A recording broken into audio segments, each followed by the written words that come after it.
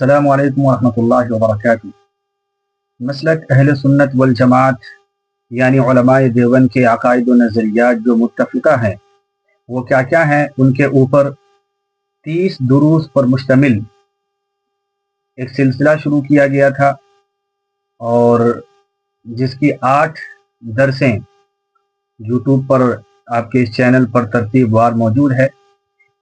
ابھی حالیہ رمضان کے مہینے کی وجہ سے دیگر مصروفیات جہاں پر تھی، جس کی وجہ سے یہ سلسلہ کو منقطع کیا گیا تھا، لیکن الحمدللہ اب رمضان کا مبارک مہینہ بھی ختم ہو چکا ہے، ہماری عید بھی مکمل ہو چکی ہے۔ اب ہم انشاءاللہ جو ہمارے بقیہ دروس ہیں 9 درس کے آگے سے، اس کو ہم دوبارہ سلسلہ شروع کر رہے ہیں، اور انشاءاللہ ترتیب وار ہم متفقہ عقائد جو اہل سنت والجماعت کے ہیں، ہم اس کو ترتیب وار بیان کرنے کی کوشش کریں گے۔ آج کا درس جس کا عنوان ہے مسئلہ مختار کل، اس سے قبل بہت ایک جو ہے عنوانات آپ کے سامنے آ چکے ہیں، جس میں سر فہرست عقیدہ توحید اور صفات باری تعالیٰ اور اللہ رب العالمین کے لیے صفت حاضر و ناظر کا عقیدہ، اور جنت میں رؤیت باری تعالیٰ کا مسئلہ، اور اسی طریقے سے ختم نبوت ہے، اور اللہ کے نبی علیہ الصلوۃ والسلام کو جو علم عطا کیا گیا تھا، اسی طریقے سے علم غیب اور مسئلہ نور و بشر، حاضر و ناظر، ان تمام موضوعات پر تفصیلی گفتگو آ چکی ہے، اور آج ہم انشاءاللہ مسئلہ مختار و کل کے بارے میں چند گزارشات عرض کریں گے۔ سابقہ کی طرح ہمارا جو اصول وہ یہی رہے گا کہ ہم قرآن مقدس کی 3 یا 4 آیتیں پیش کریں گے انشاءاللہ اس مسئلے کے اوپر، اور احادیث مبارکہ کی صحیح اور صریح حدیث، اور زیادہ نہیں، کم از کم 2 یا 3 پیش کریں گے، لیکن ایسی جامع اور معنی ہوں گی کہ جس سے بالکل مسئلہ واضح ہو جائے گا، اور اس میں کسی قسم کا ابہام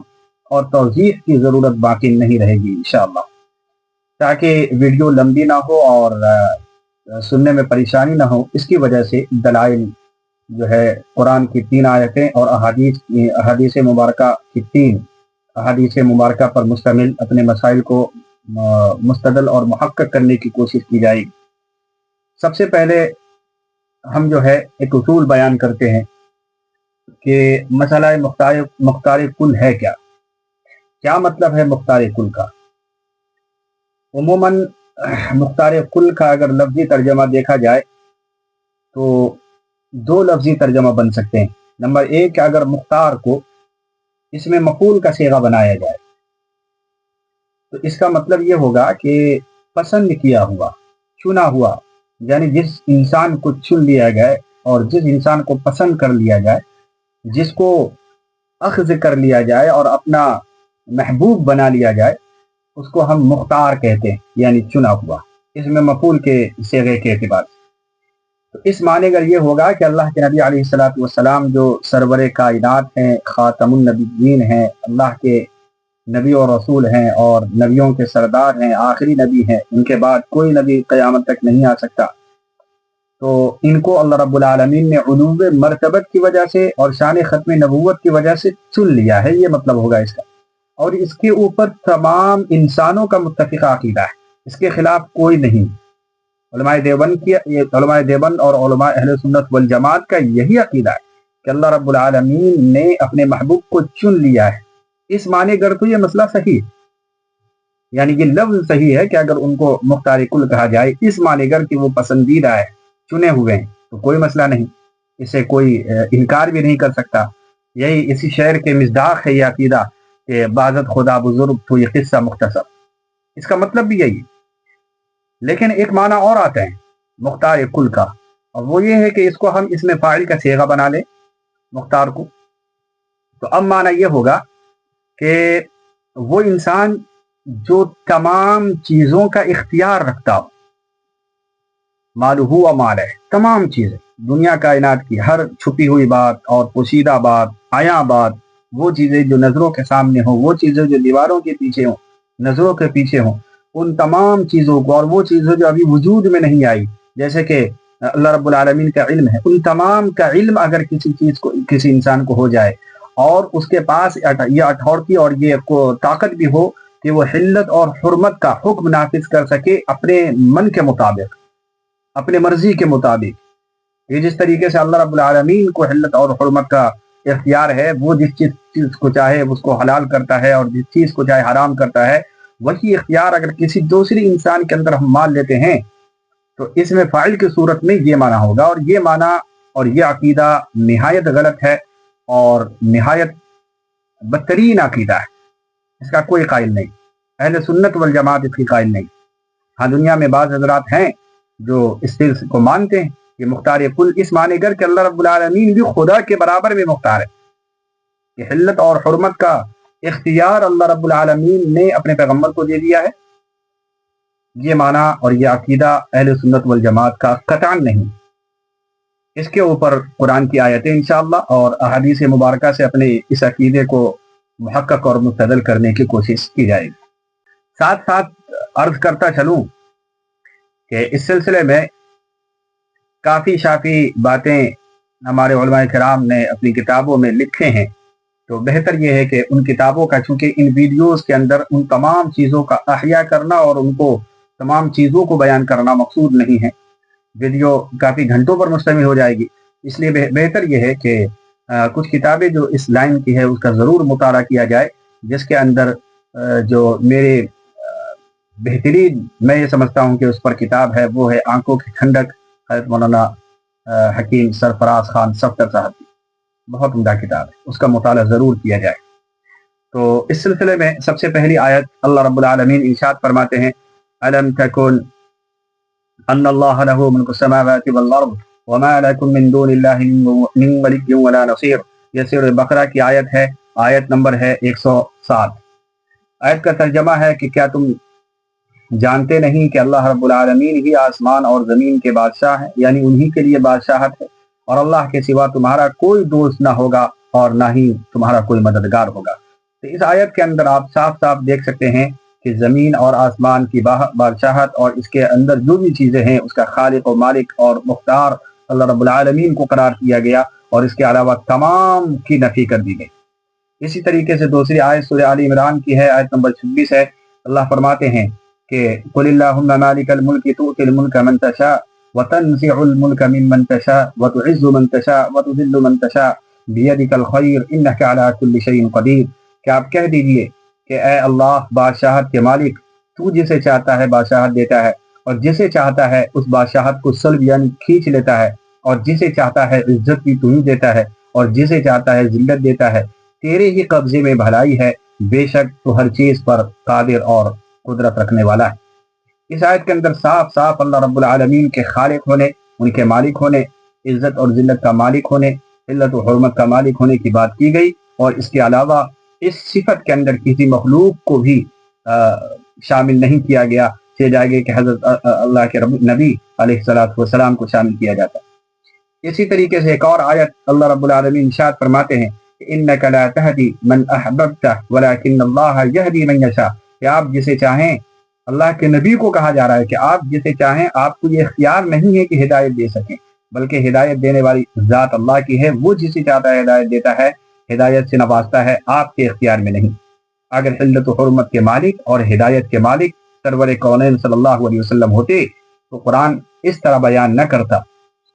بلکہ اپنے ساتھ اللہ کے حبیب کو بھی شامل کرتا اور کہتا ہے کہ جس طریقے سے میں ہدایت دینے کا مالک ہوں آپ بھی دے سکتے ہیں۔ لیکن یہاں پر صاف اس کی نفی معلوم چلا کہ مختار اس معنی اس میں فاعل کے معنی میں مختار اللہ کی ذات ہے، اس کے علاوہ کوئی مختار کل نہیں۔ ایک اور آیت اللہ رب العالمین ارشاد فرماتے ہیں کہ للہ ملک السماوات والارض یخلق ما یشاء یہب لمن یشاء اناثا ویہب لمن یشاء الذکور او یزوجہم ذکرانا واناثا ویجعل من یشاء عقیما انہ علیم قدیر۔ اللہ ارشاد فرماتے ہیں کہ اللہ ہی کے لیے آسمان اور زمین کی سلطنت ہے، وہ جسے چاہتا ہے، وہ جو چاہتا ہے پیدا کرتا ہے، مطلب جسے چاہتا ہے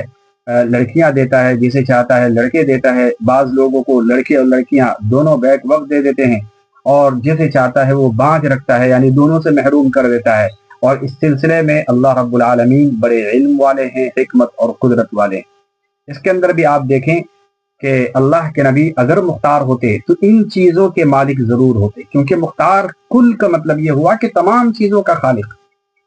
جب اللہ کے نبی کسی کو پیدا نہیں کر سکتے، کسی مخلوق کو بنا نہیں سکتے، کسی کو باز نہیں رکھ سکتے، کسی کو عزت نہیں دے سکتے جس کو اللہ نہ چاہے، اور کسی کو ذلت نہیں دے سکتے جس کو اللہ نہ چاہے، تو پھر وہ مختار کیسا ہوا؟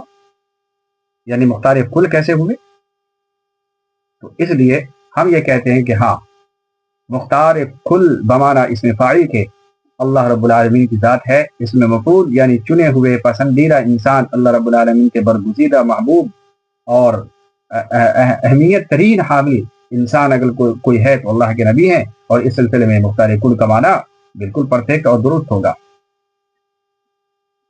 اسی طریقے سے اللہ کے نبی علیہ الصلوۃ، بلکہ قرآن مقدس کی ایک اور آیت شامل خدمت کر دوں، اللہ ارشاد فرماتے کہ قل انما ادعونی ربی ولا اشرک به احدا قل انی لا املک لکم ضرا ولا رشدا۔ یہ آیت سورہ جن کی ہے۔ آپ فرما دیجئے کہ آپ کہہ دیجئے کہ میں اپنے رب کو پکارتا ہوں اور اس کے ساتھ کسی کو شریک نہیں ٹھہراتا۔ تو پکارنے کا کیا مطلب ہے؟ یعنی جو مخلوق ہی تو خالق کو پکارے گا، حاجت روا کو، جس کو حاجت ہوتی ہے وہ حاجت روا کو پکارا جاتا ہے، اس کو پکارتا ہے۔ اگر اللہ کے نبی بھی حاجت روا ہوتے، خالق اور مختار ہوتے، تو ایک خالق دوسرے خالق کو کیوں پکارتا، کیوں مدد مانگتا ان سے، اور ان کی عبادت کیوں کرتا؟ یہ وہ سوالات ہے کہ جو ایسے عقیدے رکھنے والے کے سروں کے اوپر ہے، اور وہ قرض کے طور پر ہے جو وہ کبھی نہیں دے سکتے۔ البتہ چاہتا ہوں کہ میں اخیر میں احادیث مبارکہ پیش کروں جس سے صاف اور واضح طور پر یہ بات عیاں ہو کر کے آ جاتی ہے کہ اللہ کے نبی علیہ الصلوۃ والسلام مختار کل نہیں تھے۔ حضرت عمر رضی اللہ تعالیٰ عنہ ارشاد فرماتے، قال استاذنت النبي صلی اللہ علیہ وسلم فی العمرۃ فأذن لی وقال لا تنسنا یا اخی من دعائی۔ حضرت عمر رضی اللہ تعالیٰ عنہ کو ایک مرتبہ اللہ کے نبی نے عمرہ کرنے کی اجازت دی۔ حضرت عمر نے اجازت چاہی اور آپ نے اجازت دی، اور اجازت دینے کے بعد انہیں بلایا اور کہا کہ میرے بھائی، تم عمرہ کرنے جا رہے ہو، اللہ سے جب دعا مانگنا تو مجھے مت بھولنا، یعنی اپنی دعاؤں میں شامل رکھنا۔ یہ اللہ کے نبی کہہ رہے ہیں کہ مجھے اپنی دعاؤں میں شامل رکھنا۔ کیا مطلب ہے؟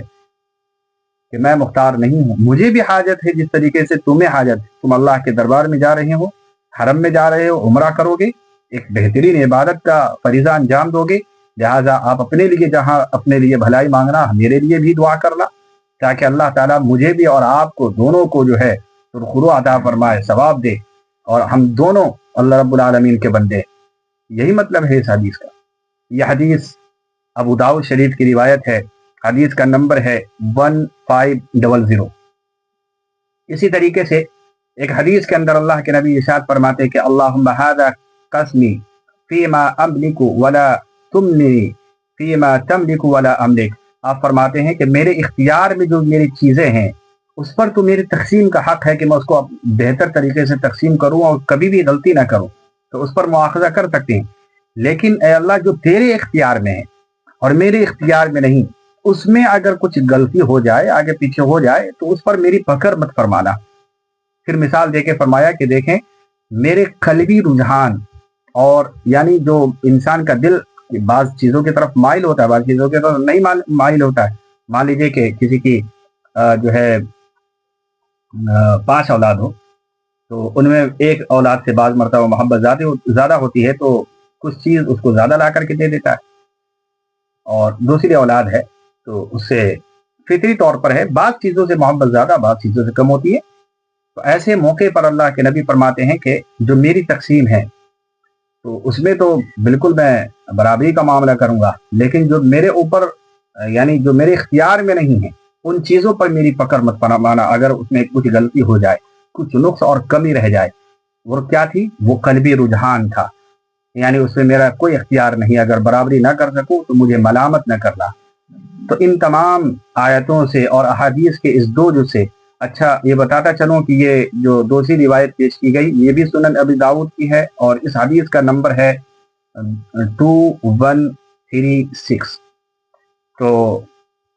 یہ تقریباً 4 سے 5 آیتیں اور 2 احادیث اس بات پر شاہد ہے جو میں نے ذکر کی۔ اس کے علاوہ ہزاروں کی تعداد میں دلائل ہیں اور جو ہے برہان ہے اس سلسلے میں کہ اللہ کے نبی علیہ الصلوۃ والسلام مختار نہیں ہیں، مختار کل نہیں ہیں۔ ہاں، اللہ کے نبی علیہ الصلوۃ والسلام اللہ کے محبوب ترین بندوں میں سب سے بڑا مقام، اس لیے یہ ہے مسلمانوں کا اور جمیع امت مسلمہ کا عقیدہ، اس میں کسی کا کوئی اختلاف نہیں۔ جزاک اللہ خیر۔